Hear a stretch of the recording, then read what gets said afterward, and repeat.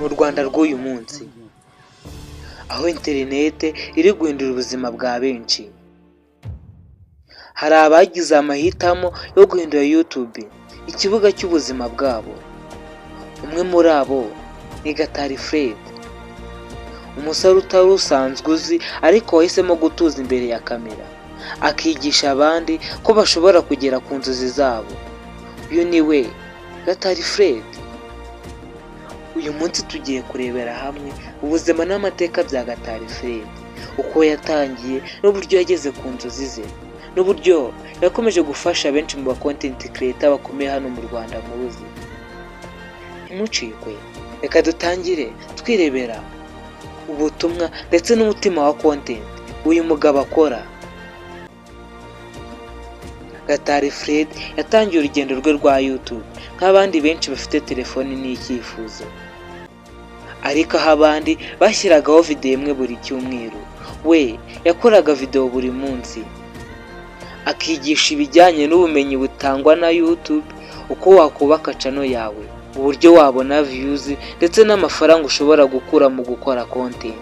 Small YouTubers, small creators, dore kandi kantu wari ukeneye kumva mu matwi yawe. Guys, mvumbuye irindi banga. Reka turebe mu nzira n'urugamba Gatari Fred yanyuzemo kugira ngo agere aho abageze ubu ngubu. Kugira views ya mbere na subscribe wa mbere ntibyari byoroshye.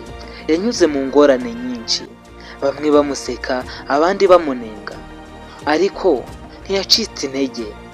Yakoze tutorial, live session ndetse anatangira kuganiriza abantu kumenya imikorere ya YouTube ku rwego rwo hejuru.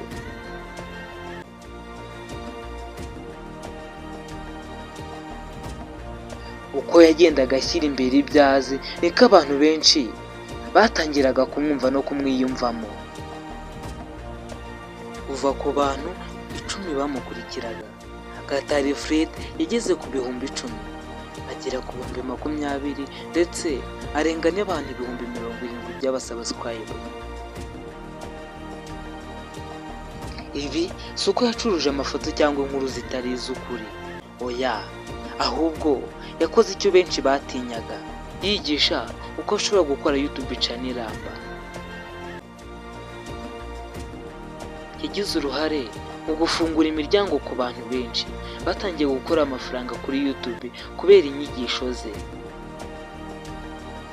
Fred ntiyahagarariye kuri YouTube gusa, yagiye anatangiza live session za buri munsi ndetse n'iza buri cyumweru, atumira abatumirwa bafite icyo bashobora gusangiza abandi, yigisha marketing, gucunga neza ibitekerezo bya content, uko wagurisha ku isoko ryagutse rya YouTube ndetse n'ibindi byinshi bigiye bitandukanye byatumye agira igikundiro kidasanzwe, haba abana, abantu bakuru ndetse n'abamama.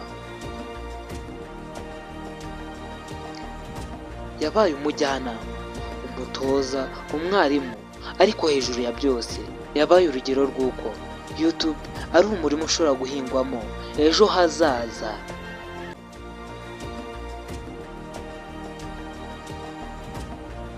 Mu butumwa bwa Gatari Fred ahora avuga ko udakeneye amafaranga menshi kugira ngo utangire, ukeneye icyemezo n'umutima ushaka.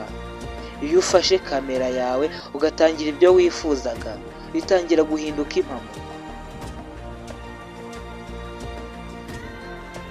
Ubutumwa bwe ni bumwe: tangira, wige, ukore buri munsi, kandi uzagera aho ushaka.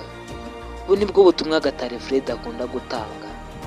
Gatari Fred yahinduye ubuzima bwe biciye muri content akora.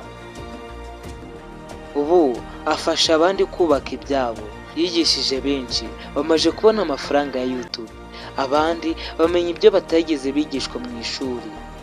Si uko ari umuhanga wize YouTube muri kaminuza, ahubwo ni uko yahisemo kuyiga ndetse no kuyikunda. Gatari Fred yakoze byinshi bigiye bitandukanye, ndetse hari abandi ba content creator bakomeye berekana ko bakunda gukurikirana ishuri rya Gatari Fred kandi ribufasha byinshi. Reba nko muri channel zikomeye, hari nk'uwitwa Kakajwi Wacu. Uyu ni umukomedi ukomeye cyane, agaragaza ko akunda gufasha Gatari Fred, na Gatari Fred ajya abigaragaza binyuze mu super chat agenda amuhereza. Uyu nawe akaba agaragara ko akunda gukurikirana ibintu n'umugabo yigisha. Turasanga kandi Rugwiro Empire, uyu nawe umwe mu bagaragaza ko akunda gukurikirana Gatari Fred. Hari undi mu content creator nanone ukomeye cyane ndetse uri no kwigarura imitima ya benshi muri ino minsi, Imfura Chris. Uyu nawe ni umunyeshuri wa Gatari Fred watangiye kuba 0 subscribe, ubu ngubu akaba amaze kurusha subscribe Gatari Fred, ariko mu bigaragara mu minsi yashize Gatari Fred yigeze kumushyira kuri channel ye.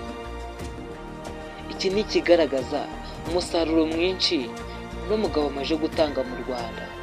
Abo amaze gufasha bose sinabavuga ngo mbarondore, kuko hari abantu benshi yafashije gutangira ubuzima bwabo bwite, kandi ubu ngubu bakaba bari kwinjiza binyuze muri online. Niba nawe wumva ko nawe ushobora kuba ushaka kuba wowe wumva utinya gutangira, wibuke ko Freddy ntabwo yavutse ari umu-YouTuber, ahubwo yarabyihesheje. Iki ni cyo gihe cyo gutangira.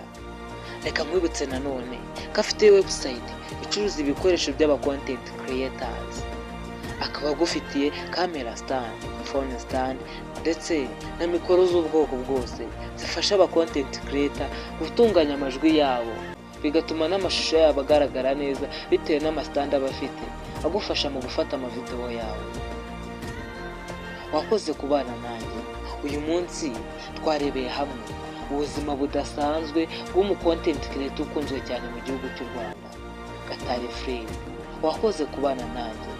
Ibintu video gushimishije, kanda like, ukande subscribe kugira ngo uko dushyizeho ikiganiro kitazajya kigucika. Kandi ubwire muri comment uko wumvishe n'umugabo Gatari Fred. Njye mpamagara Gustave niko nitwa. Ciao ciao, hasta la vista.